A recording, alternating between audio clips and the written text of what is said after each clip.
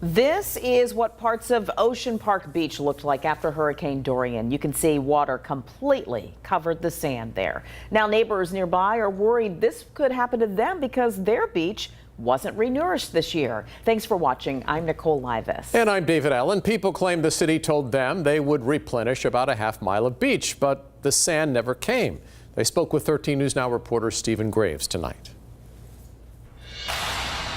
David, those people are pretty disappointed. We know how much that protection helps in storms like Dorian. I'm standing on the part where that replenishment happened. You can kind of see that the beach is wider here, but I'm told it didn't happen further down. But the city claims that people there are still in good shape. Tim Peeble says Hurricane Dorian was a prime example of why a wide beach is so treasured at Cape Henry shores.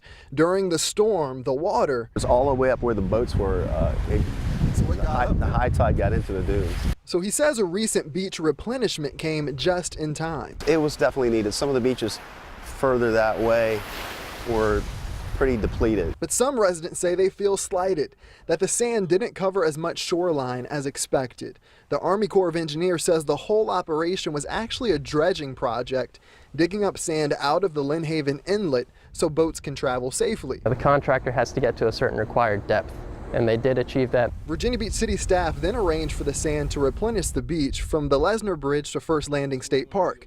But officials say they ran out after the dredging operation went as deep as possible but did not produce the amount of sand expected, the amount residents say they were promised. It wasn't necessarily promised. Our permit allows us to dredge the full permitted depth, which we did. And city staff assures they took care of the most vulnerable parts of the beach.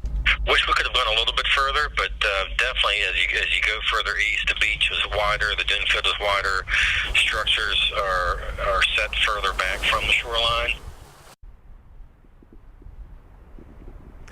Yeah, and city staff tell us that they know this area is very vulnerable to storms, so they're working on a plan to address this with a permanent beach replenishment on both sides of the Lesnar Bridge. The other side is going to start, I'm told, next year, and then Cape Henry will get that in the coming years, and we'll be sure to keep on top of it.